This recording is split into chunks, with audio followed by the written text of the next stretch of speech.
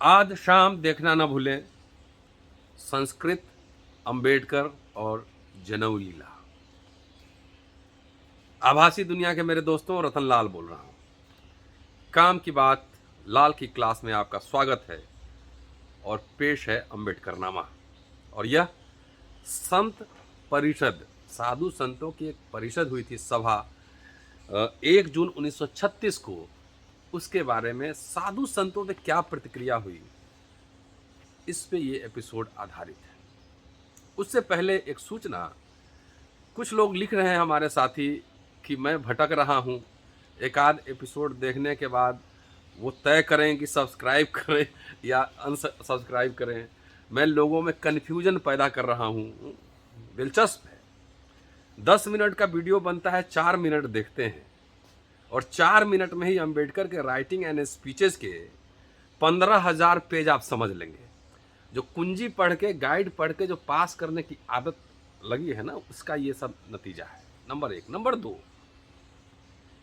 कि कोई भी चिंतनशील व्यक्ति, जिंदा आदमी में कन्फ्यूजन होता है। कन्फ्यूजन होता है तो वो मार्ग तलाशता है। जड़, पत्थर और मृत में कोई फ्यूजन नहीं होता है।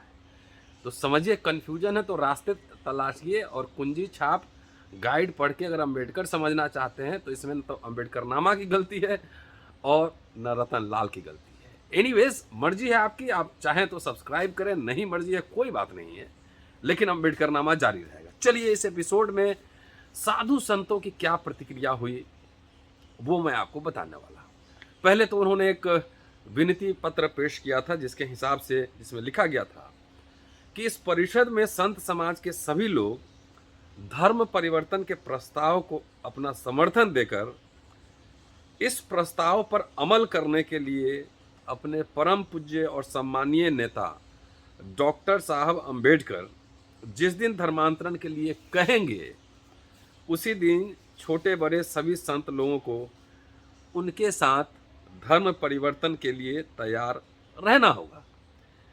इस तरह बात पक्की करने के बाद ही संत समाज आगे की नीति तय करने वाला है। संत समाज के हित के बारे में पूरी तरह सोचकर आगे की नीति तय की जाएगी। इसके बाद इस अधिवेशन में 3 प्रस्ताव पारित हुए। और ये इसलिए अधिवेशन महत्वपूर्ण है कि आपको ये पता होना चाहिए कि साधु संत सिर्फ ब्राह्मण नहीं होते हैं, अस्पृश्य भी होते हैं, पिछड़े भी होते हैं और उनका समाज पर बहुत व्यापक प्रभाव होता है। हमारा कम हो सकता है, आपका कम हो सकता है, इनका एक प्रभाव होता है। ऐसी स्थिति में जो लोग हिंदू धर्म के साथ उस समय तक चिपके हुए थे, उनका धर्म परिवर्तन की घोषणा करना एक बड़ी युगांतरकारी घटना उस समय के लिए थी। 3 प्रस्ताव पास हुए। पहला प्रस्ताव था कि अखिल मुंबई इलाका संत परिषद मुंबई की ओर से संपूर्ण रूप से सोच विचार के बाद जाहिर किया जाता है कि अखिल भारतीय अस्पृश्यों के सर्वमान्य नेता डॉक्टर बाबा साहब अंबेडकर की धर्म परिवर्तन की घोषणा को मुंबई इलाका महार परिषद द्वारा पारित किए गए धर्मांतरण के प्रस्ताव को समर्थन दे रहे हैं। धर्मांतरण के प्रस्ताव को समर्थन दे रहे हैं। दूसरा प्रस्ताव, संत परिषद घोषणा करती है कि धार्मिक, शैक्षिक, राजनीति आदि मामलों में डॉक्टर अंबेडकर के जो विचार और संदेश होंगे वही संत समाज के धर्म आचार प्रचार रहेगा और संत समाज इसके अलावा अपनी कोई नीति नहीं रखेगा। ये अंबेडकर का प्रभाव था। तीसरा, डॉक्टर अंबेडकर, बाबा साहब अंबेडकर ने धर्म परिवर्तन की घोषणा की है। उसके अनुसार पूरे अस्पृश्य समाज के धर्म परिवर्तन की घोषणा की है। तदनुसार उसके अनुसार अस्पृश्यों ने हिंदू धर्म के अलावा अन्य किसी भी धर्म को स्वीकारना तय किया है। हमें इस नए धर्म की सीख अस्पृश्य समाज को देना जरूरी है। इसलिए यह संत परिषद इस नए धर्म को पहचान करने, चिन्हित करने और उपदेश देने के लिए अपने प्रचारक देने के लिए तैयार है। प्रचारक देने के लिए तैयार है। तो ये 3 महत्वपूर्ण प्रस्ताव पारित हुए थे। उसके बाद डॉक्टर अंबेडकर का भाषण हुआ, जो सुबह मैंने वीडियो लगाया है। और अंबेडकर के भाषण इस अधिवेशन में साधु संतों के भी बहुत ही प्रभावशाली और विचारोत्तेजक भाषण हुए थे। और हिंदू धर्म के रीति रिवाज के अनुसार उन्होंने जो आडंबर धारण किया हुआ था उसको उन्होंने खत्म किया। इसके अलावा हिंदू धर्म के जिन ग्रंथों ने उन्हें आज तक गलत राहें बताई थी, विषमता, गुलामी सहने के लिए मजबूर किया था, स्वाभिमान से महरूम किया था, उन धर्म ग्रंथों को इस अधिवेशन में खुलेआम जलाया गया, उनका दहन किया गया। इस परिषद में एक और महत्वपूर्ण बात हुई।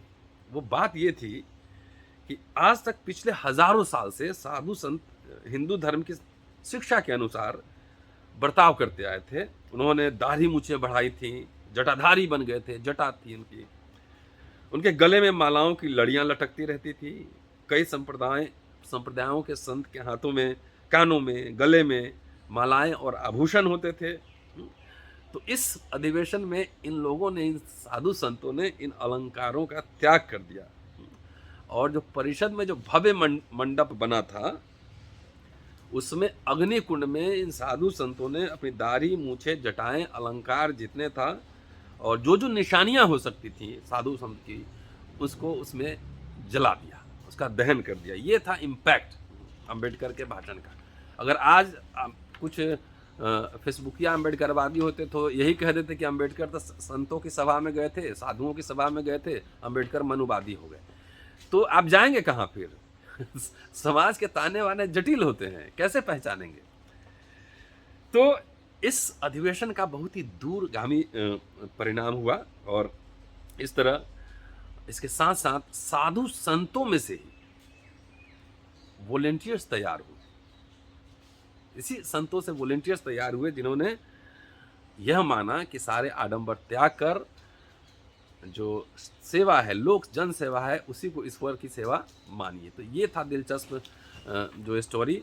इसीलिए देखिए, ऐसा है साथियों, आपकी इच्छा है देखना है देखें, नहीं देखना है न देखें, लेकिन 15,000 पेज की राइटिंग्स को आप 8 मिनट में समझना चाहेंगे, आपको सूचना दी जाती है। पढ़े लिखे आदमी हैं तो वॉल्यूम उठाइए और पेज नंबर बता देता हूँ, उसको चेक कीजिए।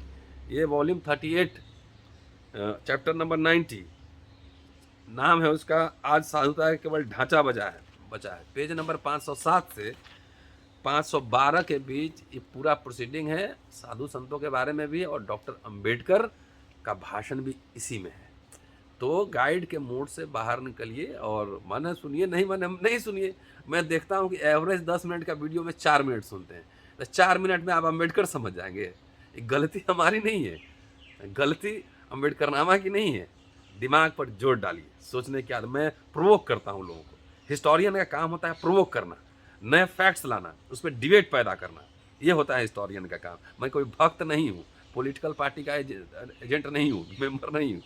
शुक्रिया साथियों, keep watching and sharing Ambedkarnama. आज शाम देखना ना भूलें, जनेऊ लीला, संस्कृत और अंबेडकर।